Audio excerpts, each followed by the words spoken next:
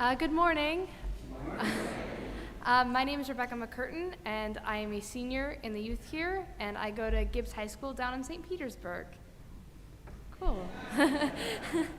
So in about 6 months, I will graduate high school and leave somewhere to a college that is nowhere near here and begin a new part of my life. I won't be able to drive over and see my grandparents whenever I would like. I won't be able to crawl into bed with my mom on a Saturday morning.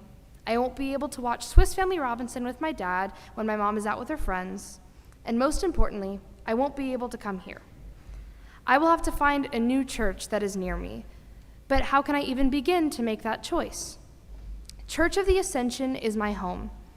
I have sat in these pews or on that altar for 13 years.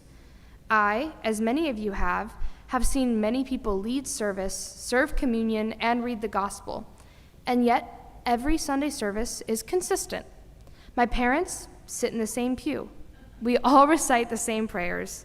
We get the same communion. Our Episcopal Church follows the standard, tradition. I'm sure some people would walk in here and question our faith when we do the same thing every Sunday. They might ask, how can you grow in your faith when you always stay the same? But I would argue we have not stayed the same. Faith is a journey. And I think consistency has allowed us to hop on a train together and take a journey in faith. I started in the church young, but I also started in my Christian school young. I sat through chapels and Bible classes and retreats along with many of my peers. They taught us about faith every day. I was the only Episcopalian I knew at my school. No one knew what that meant. I would say it and I would get the classic, Episca what? So you only eat fish. So you're like Catholic. The answers to those questions are Episcopalian, I actually don't like fish, and no, I am not Catholic. Sometimes when I got those responses, I felt isolated. I felt that the faith that the church had taught me was not strong enough. I thought this church was full of tradition. I began to believe saying the same prayers and singing the same hymns was old-fashioned. I didn't understand why we held on to tradition like we did. How could I enhance our faith? One day, I was sitting in my 7th grade world history class with a teacher I really did not like. He clearly wanted to be a Bible teacher and not a history teacher, and every lesson had some sort of biblical lesson to go with it. About halfway through the year, we learned about the 6 wives of Henry VIII and the creation of the Anglican Church.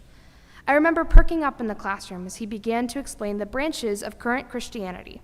He explained Baptist and non-denominational and Catholic, but when he got to Episcopalian, he said no real Christians could go to the Episcopal Church.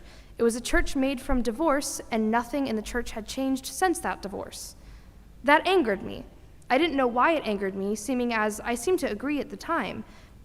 Everything was traditional, but I am stubborn and loyal, and my grandmother is an Episcopal priest, and she taught me to stand up for my church. So I made sure that for the next week, I wore my Episcopal socks and brought my Ascension umbrella to school every day. But it did make me think, why are we so deep-rooted in tradition? Why do we stay the same every Sunday?